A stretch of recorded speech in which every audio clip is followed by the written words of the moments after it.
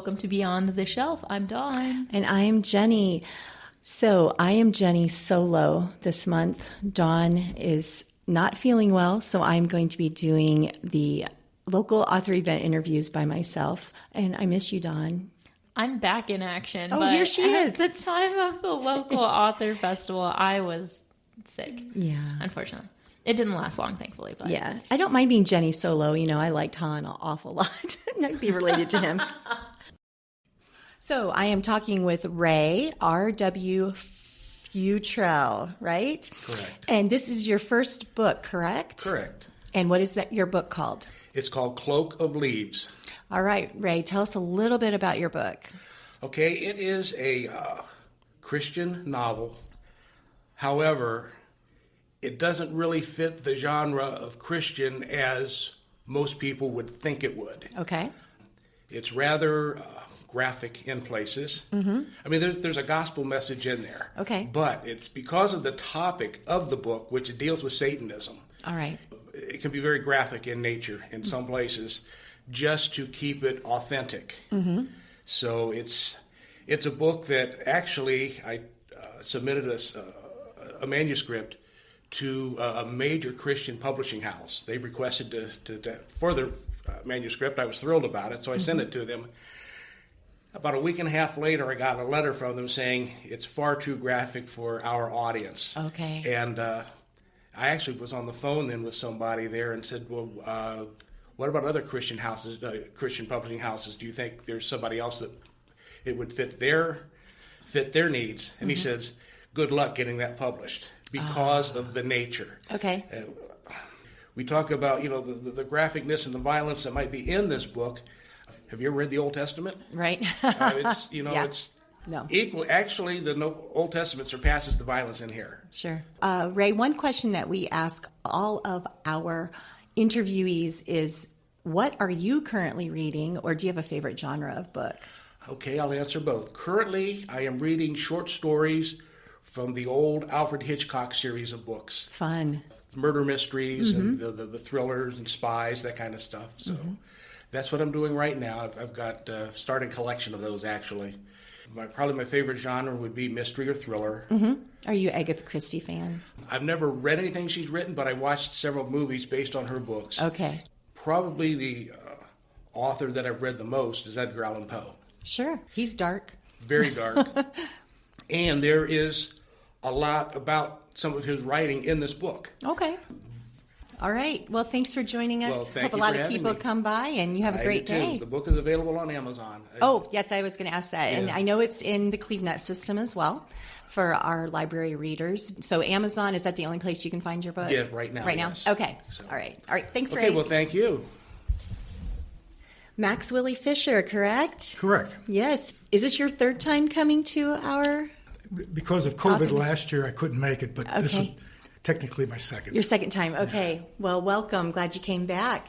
And you have a fairly new book that was released. Yeah, Habadohoi Rising. Say that one more time. Habadohoi Rising. Okay. It's not a word you hear very often, if at all. No.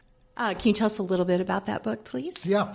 Habadohoi was a slang term in the mid-1800s used especially around New York City area to describe an older teen who wasn't yet a man, but he wasn't a boy anymore either. Mm-hmm. He was someone in the making. He starts out as a 17-year-old, but he's an orphan, and he's making do with life on the street by following a criminal mentor. In a way, it starts out like an Oliver Twist. Okay. Mm-hmm. But it diverges greatly from the time he gets betrayed in Manhattan, sent to prison, to having an offer to be on one of the first orphan trains. Mm-hmm. And he ends up in rural Ohio, around Mansfield. After a dramatic event forces him to leave, he ends up in Cleveland, where he's running from the law again, and a woman daguerreotypist, one of the earliest photographers, takes him under her wing. And from there, he gets schooled in learning how to trust people.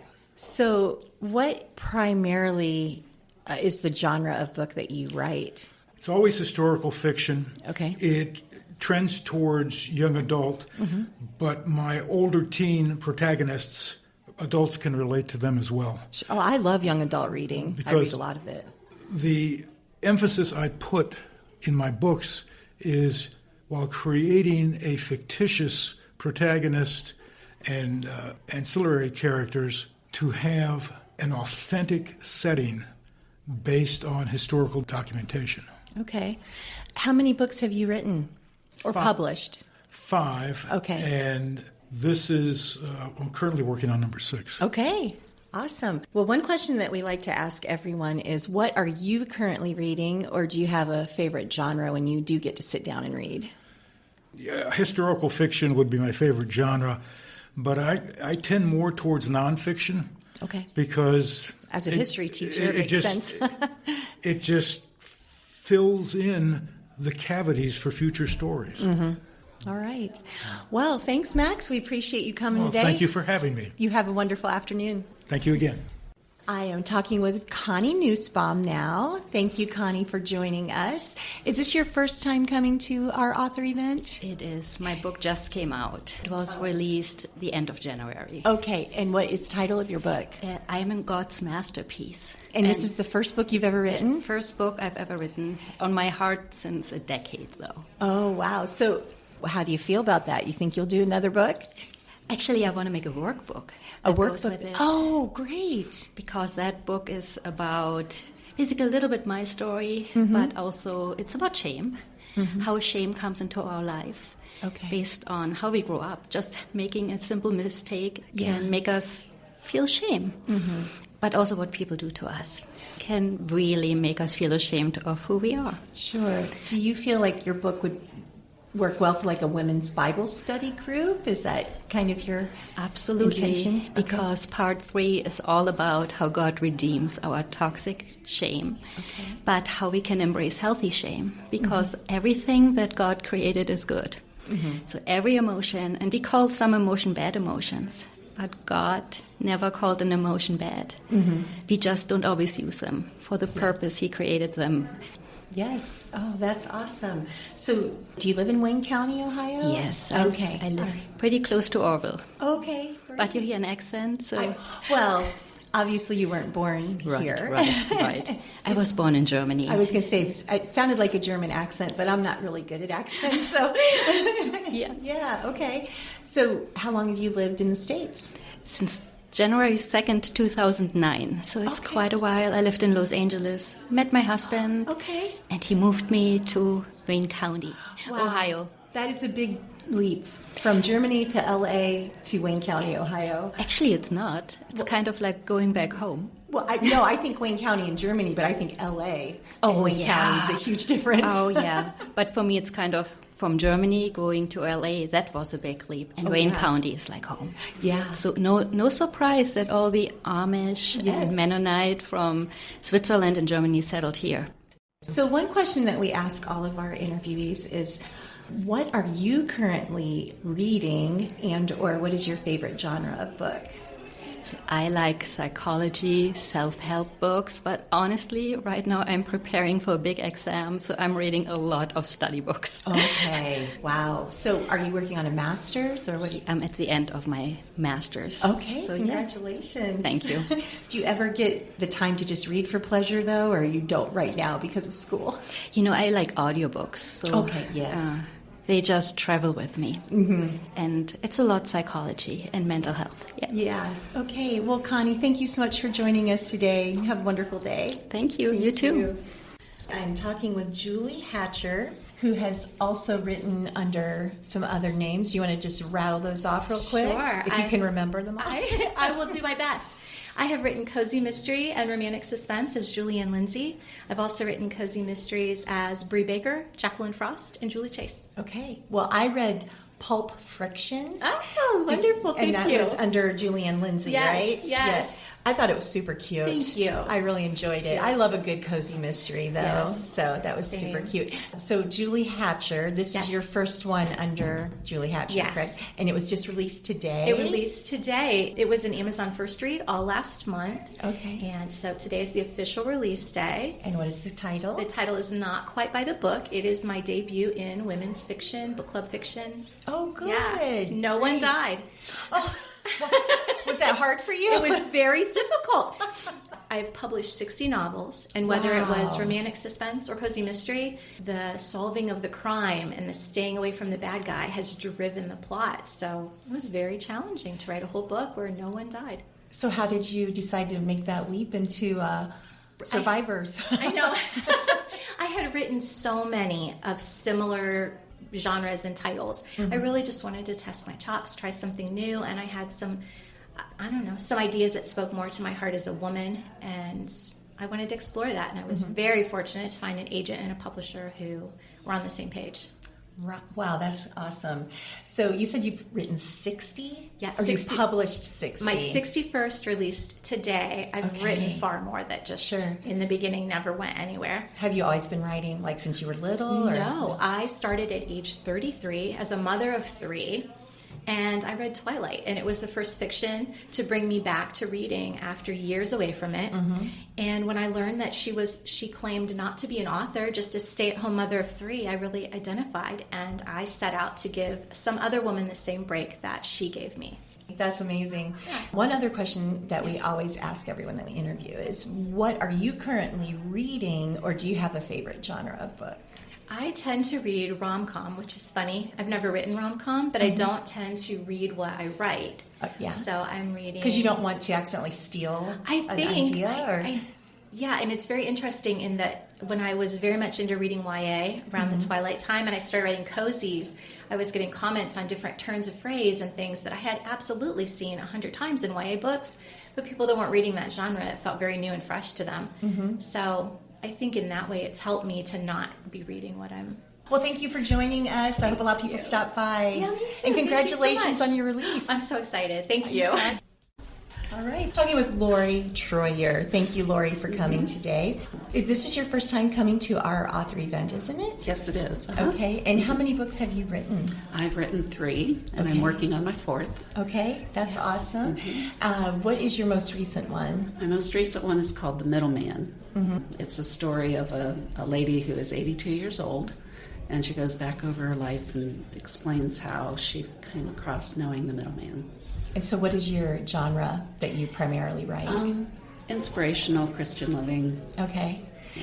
And what got you into writing? So it's your 3rd book.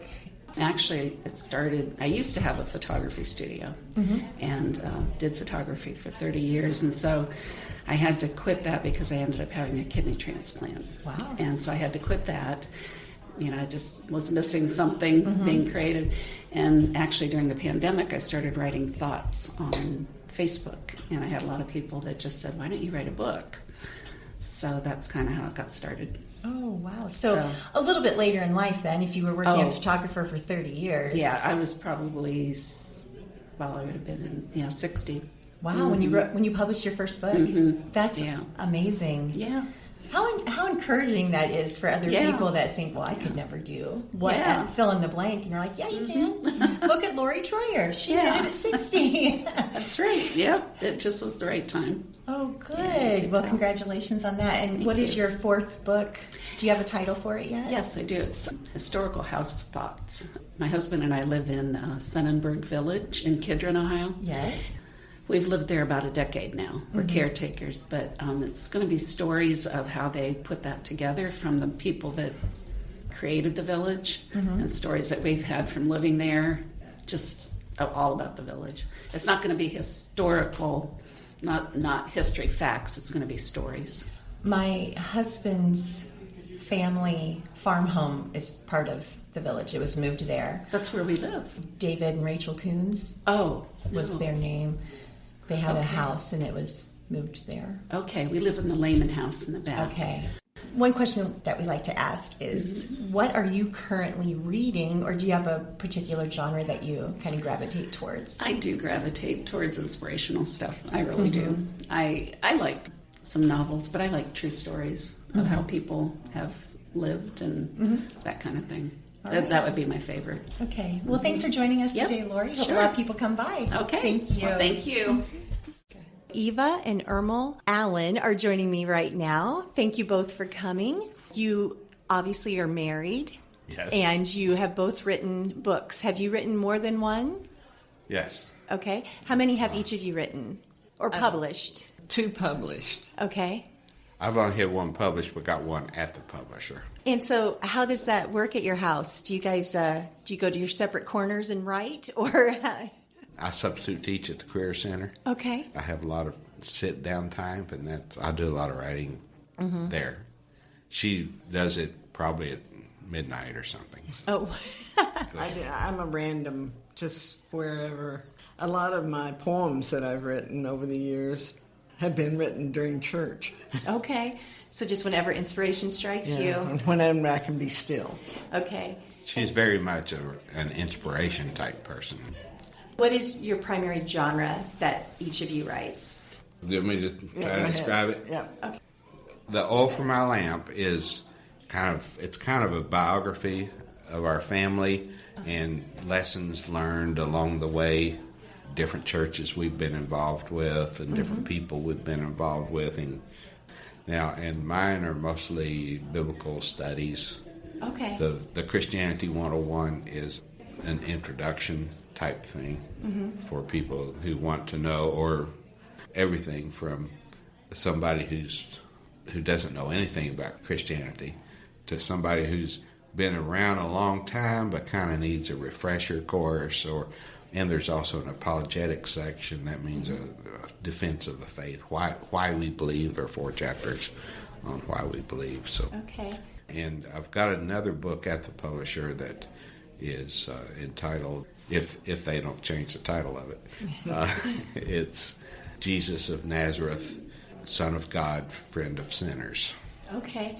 So, Ermal, you said you were a substitute teacher, correct? Right. I'm also a preacher at New Hope Christian Church in Creston. Okay. So, were you a teacher in the school system before you became a sub? No. No. Okay. No. I did that just because we started a new church and didn't have enough money to live on. So. My dad was in education. Okay. My dad was an elementary school principal. In fact, he was president of the Kentucky Department of Elementary School Principals for I a heard while. that Southern accent there. Yeah. Yeah, I got Kentucky roots, And too. my mother was a teacher, too. She was my 6th grade teacher. Okay. So what got both of you into writing? The first thing I ever wrote was in 1968. It was a poem called Soldier's Christmas in Vietnam. And my brother was in Vietnam at that time. And I wrote that. And then I didn't write for a while, just, what I did, there were a bunch of notebooks that I finally gathered up and got the stories out of them, because I have a really hard time sitting still. So I'd be in church. I always took a notebook to keep me still. And a lot of times he would say something while he was preaching, I think. Yeah.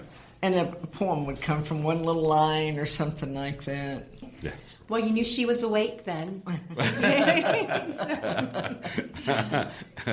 But I've got one called... She printed one herself. Okay, So- yeah, sure. I've got a book of poems. I've written about 65 poems. Wow. And then my book that's almost ready for Amazon is called Growing Up Kentucky. Oh, my mom was going to love that. Yeah. My mom is also a poet, and she loves poetry, and she's a Kentucky girl, and so she'll probably look into that. That's great. Well, my son is my editor. Okay. And It's a whole family thing then. well, he would be working on something. He'd come downstairs and he'd say, "Mom, is this a mistake? Are you speaking Kentuckian?" That was a common thing between me and him. So one question that we like to ask is, what are you currently reading, or do you have a particular genre that you gravitate towards? Other than the Bible right now, I'm working on reading through the New Testament. I don't spend a lot of time anymore reading because I had a stroke, and it's just hard for me to settle down. Are you able to listen to audiobooks? No. No. It's too hard to concentrate. I can't be still long enough to do that. Gotcha. But I used to read a lot of Christian books. Spent a lot of time. Yeah, I used to read a lot, but now I do more writing and just don't have a lot of time to. I do read a lot in the Bible because I do my best to become a quote expert unquote in Bible teaching, because for people and a lot of Bible study type stuff, references and things. All right. Well, thank you both for joining us today. Appreciate that, and have fun with your next endeavors. Okay. Thank you. Thank you. Well, Cary Harter is joining me now. Thanks for joining us, Cary. Is this your first time coming to our author event? Yes. Okay. And how many books have you published? This is my first one. Okay. Oh, my first one, so you're planning on doing more? Yes. Are you currently working on a second one, or you have an idea? Currently working on the second one of this series, and I have a children's book that is, I'm waiting for illustrations. It's a middle grade. Okay. What is the title of the book that you have with you today? The Earl's Angel. Can you tell us a little bit about that book? Basically, it's a girl, she's like 17, and she is in an arranged marriage kind of thing. And it starts out fairly disastrous, we'll put it that way. Yeah. But through the book, it's a romance. So that's... So like a Beauty and the Beast scenario, kind of? Kind of, with a love triangle in it. Oh, a love triangle. Okay, interesting. Okay. And what got you into writing? Originally, the first things that I wrote were, actually, my kids were in some fine arts things, and they did plays, and they were horrible. The plays and or the children? children? Plays. Okay. The children were fun. And I thought, I think I could do better than that. Okay. So I started writing those, and the first one that I wrote, our group was picked to do their scene in front of the whole convention center down in Cleveland. Wow. So I thought, this is pretty good. So then I started writing plays for them, and then I started writing books, and here we are. Yeah. Yeah. Is this your first author event that you've been able to attend? Or have you attended others? No, I went to a couple in September. In the fall? In the fall. Yeah. Okay. I have friends that write and are like, hey, you got to come to this. So I love the author community. Yes. You guys are all tight-knit, and you just support one another so much. It's not really a competition. No. It's amazing. Yeah. It's amazing. Yeah. That's great.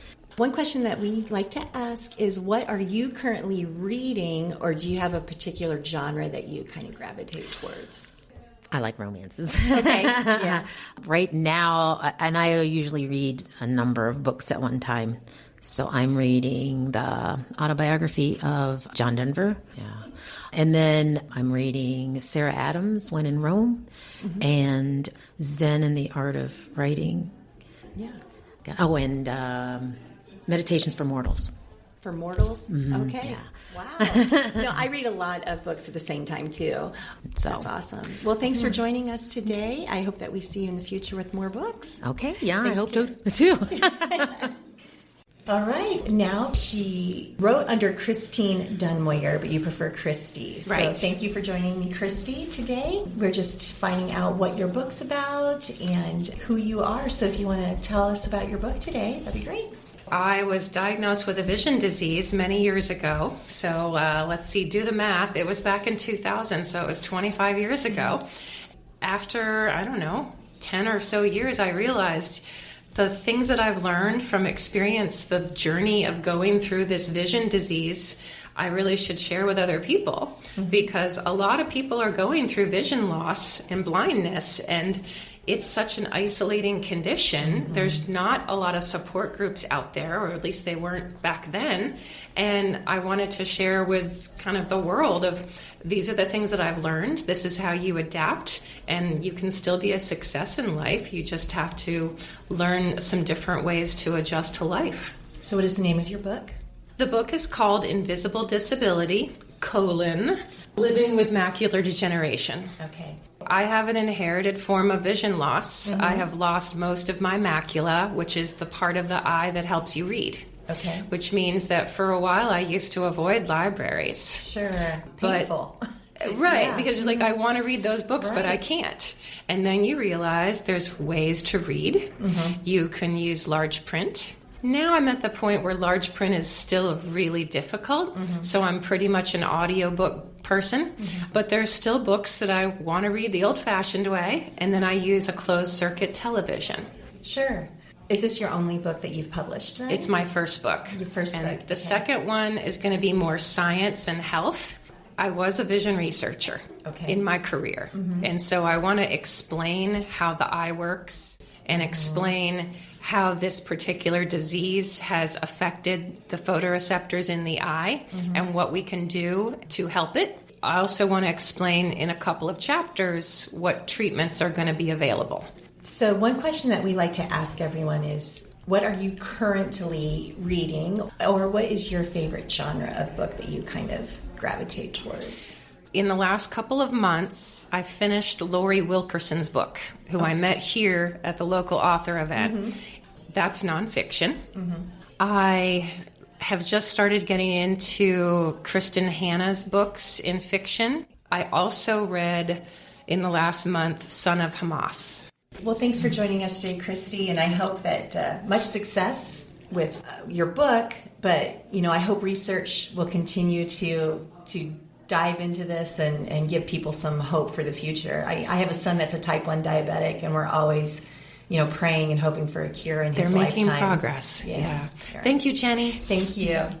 I am talking with Dottie Signs right now. Dottie, how many books have you written or published, I should say? This is my first, Where the Stars Cross. It took me many years because I really only worked on it half-heartedly initially. I was so busy working, raising my sons. In fact, when I do my speaking engagements, I touch on the fact that it took me so long, and the point of the moral of the story is to never give up, because it finally happened. I have it published. So Yes. one book, but I am working on another one.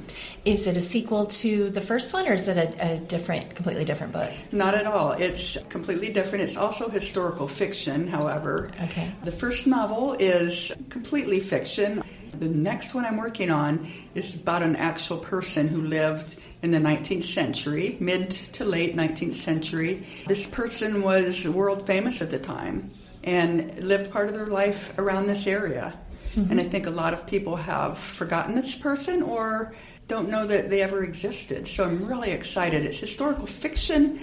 The fiction part is because you do have to make up some dialogue and maybe some minor scenes, but it's based completely on this person's actual life. So I'm really excited about it. And you're from Wayne County, correct? Yes. Yes, that's what I thought. Yes. Okay. Well, congratulations on your book. I've heard a lot of good things about it. Thank you. you. And you said it's available on Amazon. Available everywhere. Everywhere. I even found out it's being sold by some major booksellers in other countries, and I don't know how that happened. Right. Germany, France, Malta, Spain, but I didn't ask. Yeah. So you didn't know it was being translated into other languages, or is it being it's sold being, as it's being English? sold as English. Oh, okay. But these major booksellers somehow pick it up from the publisher as well, which hadn't been on my radar. So I will ask the publisher eventually, but I haven't questioned it because it's wonderful. So, And what is the name of your first book again? Where the Stars Cross. Where the Stars Cross. Okay. So one last question. What are you currently reading, or what genre do you prefer when you sit down to read? I really used to read a lot of biographies, autobiographies, but I've really gotten heavily into fiction in recent years, historical fiction primarily, because again, I think it's fun to learn something about the times and how people live. My novel that's published right now is set during the Great Depression, for example. So what I'm reading right now is a book called The Velvet Hours. It's based on an abandoned apartment found in Paris, and I just find those intriguing to read. And the author is Allison Richmond. Thank you. That exactly. Yeah. That's right. Well, thank you, Dottie. Appreciate you taking Thank the time to you. talk with us, and hopefully we'll see you in the future with your next book. Thank you. It's wonderful to be here. I am talking with Kayla Maximovich Og. Thanks for joining us today, Kayla. Is this your first time coming to our event? It is, and it's my first time being a part of it as well. Great. And is your book that you're currently peddling. Is it your first book, or how many books have you published? So this is my first published book. It's called Expose the Darkness, Lost and Found, and I am writing lots in the meantime and hoping to publish more soon. Great. So tell me a little bit about your book. So Expose the Darkness is a memoir, and it's also a ministry with a mission. Mm-hmm. So I wrote this book. It is a testimony about how Jesus Christ saved me from practicing something called astral projection, which is actually a kind of witchcraft. And from my experience, I observed that no one's really talking about it. There was a time in my life when this was very dark, when I was involved in these practices. I actually thought that it was an escape from sleep paralysis. I was experiencing all of these attacks and thought I'd finally found a way to be freed from it. But in reality, through practicing witchcraft, I was only drawing in more demonic attention than ever before, and it was a very dark place. And when Jesus saved me from that, he exposed the darkness. And because of that, he has inspired me to use my voice to write and to speak about this spiritual reality. I actually have your book on my to-be-read list, so I'm trying to get there. So are you married? Did your husband do this journey with you? That's such a good question. Yes, I'm married. His name is Colton. So in this book, actually a very pivotal point in the book, this is like a sneak peek, I suppose, I was successful. I'm using air quotes because it's not really much of a success. I was successful in practicing astral projection, and I opened up to Colton, who was my boyfriend at the time, about it, expecting him to be equally as excited, like, wow, how do I do that too? I wanted him to do it with me, like a partner in that. And instead of having that reaction, his reaction is something that actually changed my life, because he said, well, if you're leaving your body behind, which is what astral projection is, don't you think it's possible that something else could get in? So that kind of caused me to sit down and think about it, and to think about where God was in my life. One question that we like to ask is, do you have a favorite genre of book, or what are you currently reading? So I love reading scripture from the source. I have faced spiritual attacks, and so I read scripture. I also appreciate Dr. Rebecca Brown. She writes about spiritual warfare and how to be prepared for it. So most of the things I read are centered around similar content to what I write, actually. All right. So thank you for joining us today. Yes. I hope that you reach much success in your next adventure. Thank you so much for having me. So now I'm talking with Amanda Lyons. Hi, Amanda. Thanks for coming. Is this your first time coming to the Orville author event? Yeah, this is the first time I've taken part. Kind of been here for a while in Orville, originally from Holmes County. Oh, okay. Actually, the first time I've gotten to come to Orville Library, believe it or not. Oh, great. What do you think about our little library? It's a nice place. Yeah, we like it here. So how many books have you published, Amanda? Well, I've been in so many anthologies that I kind of lost track. There's 40 books that I'm in, but my personal books, I think, is about 10 or 12. Oh, okay. You've been writing for quite a while then. Yeah, since high school. Okay. It's just started publishing in 2013. Is it your full-time job, writing? I'm disabled, so it kind of is, but off and on. It depends. Yeah. I also edit and do book reviews. So. Okay. What is your primary genre that you write? I would say speculative fiction, because while almost all of my stuff is horror, it's also kind of a blend of sci-fi and fantasy. Okay. But with other elements. The main point is the characters and what they're going through. So you write character-driven books more than plot-driven. Okay. Yeah. What's your latest book that you've written? The latest published book is Scorpion's Labyrinth, which is a short story collection. The latest published novel is Night is Falling, which is a speculative horror story about a community in the woods living near the Serpent Mound. That strange events start taking place in the woods, and the main character, Bobby Jean, is just trying to figure out what's going on with my community, what is it that we're seeing here. And people start turning up dead, but in unusual ways. It's sort of body horror. Okay. Yeah. Does it get a little gruesome and graphic? Or? Definitely some gore, but I think a lot of it's more about the supernatural and the way that we feel in relation to ourselves and our community, especially when you're kind of an outsider. Okay. Yeah. No, I understand. So one question that we like to ask everyone is, what are you currently reading, and or what is your favorite genre that you prefer? Well, this will seem kind of obvious, but typically horror. Yeah. I do also like sci-fi and fantasy, biography. Well, if you're doing reviews, do you ever just get to sit down and just read a book that you want to read? Yeah. Okay. Well, thankfully, a lot of the time when you're doing the reviews, you're signing up for a book that you're interested in reading when you're doing that galley. So a lot of it is good fiction that I enjoy from authors that I enjoy, like Stephen Graham Jones. What I'm reading right now is Tim Waggoner. He's also an Ohio author. His book, Let Me Tell You a Story. Okay. Well, thanks for joining us. Thanks, Amanda, and hope we see you in the future. Thank you for joining us. This is Joanne Lehman. Is this your first time coming to the Orville Library event? Yes, it is. Okay. And how many books have you published, Joanne? This is my 6th book. Title is Leah's Faith. Okay. And what is the genre of your book? I'm calling this, Amish-themed Christian women's fiction. Okay. It's kind of a mouthful. There's a dash of romance in there, but it's not your usual Amish romance, or as some call it, bonnet ripper. Okay. It's not that. Okay. All right. How long have you been writing, Joanne? I've been writing my whole adult life. Okay. I have written in different genres. I've written poetry. I studied poetry, and I have an MFA in creative writing from Ashland University. Along the way, I kept wanting to write fiction and playing around with that. So I decided I wanted to write fiction people read, and I know that there's just this cultish following of Amish fiction. There really is, yes. And I lived among the Amish, and I'm Mennonite. I understand the beliefs and the practices, I think, better than some writers might. So I decided I'm going to do this. But it took me 10 years. Is this your first Amish romance fiction? Women's, I don't know, that long Christian list? women's? Yes. Is this your first one? Yes, it's my first one, and I have 2 more that are going to be in this series. I'm calling it the Benville Community Series, fictional town of Benville.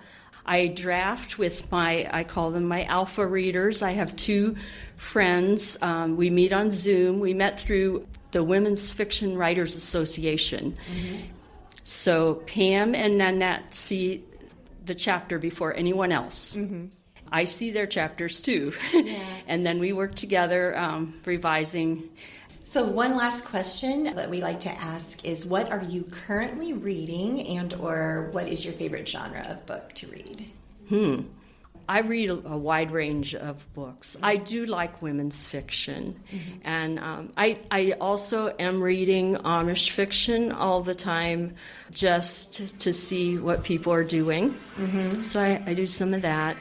Right now I am reading a book, an Amish-themed, it's a romance, and it's by the author Kelly Irvin. Okay. I think that's what I'm reading currently. Okay. All right. Well, thank you for joining us. You have a wonderful weekend. Thank you. Thank you. All right. So I'm talking with Cyndi Brec. She wrote part of the anthology Love on the Lakefront. What was your title of your little part of that? A Romance on the Run. I actually read that this week. I thought it was very interesting. And honestly, I'm not a huge romance reader. Okay. But I felt like the way you handled it and what you wrote was not heavy romance. I thought there was a lot more to it, and I liked it very much. You want to tell us a little bit about that short story and what you might be working on currently? Well, that short story just happens to be a prequel for the main series that takes place here in Worcester, Ohio. And the interesting thing about that is I'm a history fan. I love fantasy and incorporating legends, myths, and lies. And so this story that you were talking about, Romance on the Run, does take place in Scotland, but it's giving you the backstory behind the main character. Right. That story deals with Cyrus and Victoria and the journey that they're on and what they're going through. But my romance is a subcategory. Usually what takes place, the action, the adventure, is what takes place. I like flavoring it with romance, but when you get into the main series, the romance does take more of a front and center. But when you ask what am I doing now, I have the 3 prequels done, I have the main series done, and I'm not doing a rapid launch because I am writing a standalone related to the series. So Okay. Wow. So you're very busy. yeah, it's rewarding, it's fun, but I just started podcasting with somebody, so that's kind of keeping me busy. Is that like based on your books, your podcast, or? No, I want to give back. A friend of mine out of Africa, he does it's the first podcast, international podcast that talks about book banter, and he'd asked me to partner with him. He's been doing it 4 years, and so I just partnered with him like 5 months ago. So we're just kind of like a comedy duo, and we talk about books and stuff, but it's to lift other authors up. Kind of like you guys are doing, helping to share us. That's the whole thing. Yeah. So one last question, but we like to ask, what are you currently reading, and or what's your favorite genre that you? Well, believe it or not, I read a lot of historical romance. I don't write, when I'm writing in my genre, I read historical romance. When I'm writing, though, I focus on my genre, and I don't usually read. I love Sarah Moss. I love Victoria Aveyard. I gravitate towards books along those lines. Okay. So, so thank you, Cyndi. Yes, thanks for having me. Yeah, and please, I hope that you'll be able to come back again and with your next set of books. Yes, I'd love to. Thanks for having me. Thank you for joining me, Gloria Adams. Is it your first time coming to the Orville Library event? Okay. Yes, it is. How many books have you published? Oh, gosh. I'm not really sure. I've published both traditionally and independently, so I have, maybe 16, something like that. And the book that you're promoting today, is it your Achu book? The picture book? All of them. All of them, okay. The Achu is really my debut picture book. Okay. So, Did you do the illustrations for it? No. Okay. No, traditionally, the publisher buys the text, and then they find the illustrator. Okay. And match people up. I borrowed it. I thought it was really adorable. Oh, thanks. Such a cute book. So what is your primary genre that you do write? Mostly I've been doing children's nonfiction. Okay. I'd say 8 to 11 age group. So do you do like events or people in your nonfiction writing, usually for children? Oh, no, I only have one that's about a person, which is James Anthony Bailey, who was Barnum's, P.T. Barnum's partner. There are no books about him. I wanted to read about him, and I said, why aren't there books about him? He did all the work, actually. So I wrote a book about James Bailey. So that's one of my books. The other ones are mostly nature-based, or one is where things come from. Like eyeglasses from sand and honey from bees and things like that. All right. So that's that kind of thing. Have been writing for a long time? I've been writing seriously for probably 20 years, yeah. Okay. But, I wanted to do it long before that, but I was a children's librarian. Oh, yeah. Well, I'm in the library world, so it's awesome. That was my career, and I loved it. And I used to do story hour, and I'd sit there going, I can write this. Yeah. And then I found out it wasn't as easy as I thought it would be. Nothing ever is. No, I thought I knew it all, and I sure didn't. There's a lot to learn. Not just writing, but the whole publishing world. I'm sure. There's just a lot to know. So it took me a while. One last question we like to ask everyone is, what are you currently reading, or do you have a particular genre that is like your favorite?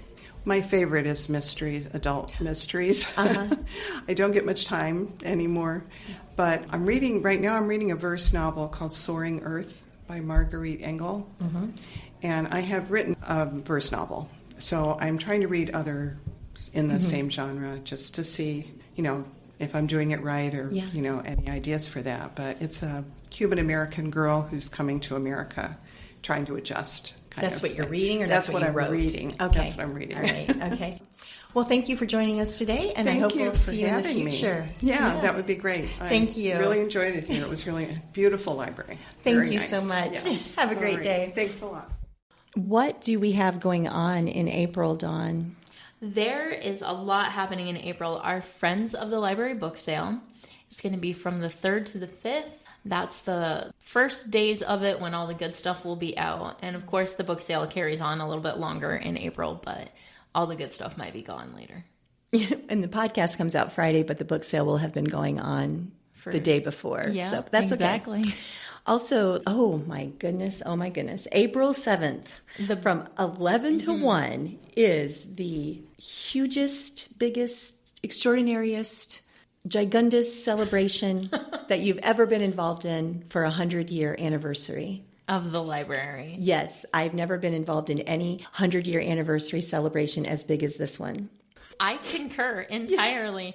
There will be a light lunch served since it's from 11 to 1. And then there will be some tours of the library. And we'll have different stations set up where you can learn about different things that we have. And going on with that, we still have our 3 little visit the library 100 times, read 100 books, read 100 days. We still have that little... It's called the 100 Challenge. 100 Challenge. I was going to say competition, but that's not correct. 100 Challenge. So please be continuing to do that and get your little prizes at day 25 or book 25, etc. Right. That's for all ages. Everybody can participate. We have prizes for everybody. And there's a grand prize at the end of the year. Do we know what it is? There's different prizes for each age group. Okay. I think it's $100 actually. Whoa, okay. All right. So other activities happening in April, the Brick Builders, which is the K through 6th grade Lego program, on the 3rd, 10th, and 17th. Those are Thursdays at 4 p.m. When you register for one of those, you register for all. So you get to come by you, I mean a K through 6th grader. Gets to come and build awesome things at Brick Builders. I'm super excited about the speed puzzling event that we're going to have. Saturday, April 19th at 11 o'clock. You do want to register for that, and the way that the registration works is that your team captain is going to register your whole team. Okay. Instead of each person signing up. It will be one person signing your whole team up. Okay, for speed puzzling. That's going to be fun. It's going to be cool, yeah. And then finally, are you doing the teens cook mug cakes, Dawn? I am. Back like a month or so ago, I did a ramen program, and now we're doing mug cakes. That will be at 4:30 on Wednesday, April 23rd. There is a registration for that. Helps me know how much supplies to get. And the teens have to bring their own mug, right? Or are you providing mugs? That would be super helpful. Okay. Or I have a plethora of mugs in my house, so there will be mugs one way or another. Okay. I'm also planning to have some gluten-free options because I myself am gluten-free, so we can try out some gluten-free mug cake recipes too. A cookbook club and regular book club. In April, they are going to be reading The Housemaid by Frida McFadden. Yes. And that is Thursday... The second Thursday, as usual, at 10 and 6:30, and that is going to be on the 10th. And what about the Cookbook Club? Cookbook Club is always the Monday after the podcast comes out, so that's also on April 7th. April 7th is going to be a busy day. Oh, wow. Yeah. It'll be in the evening at 6:30, I think, is when they usually meet. So you can come here, pick up your Cookbook Club book, and pick up your The Housemaid book, and be ready to read and eat at the 2 different events. But I'm sure that Virginia will not mind if you bring snacks to the book club. No, maybe not. All right. So April's going to be huge, obviously, with our celebration and everything going on. And then we're going to be getting right into summer. Yikes. It's coming fast. All right. Yeah. Thanks for joining us. Thanks for all of the authors that I was able to interview. That was a lot of fun. And we look forward to next year's author event as well. See you at the library soon.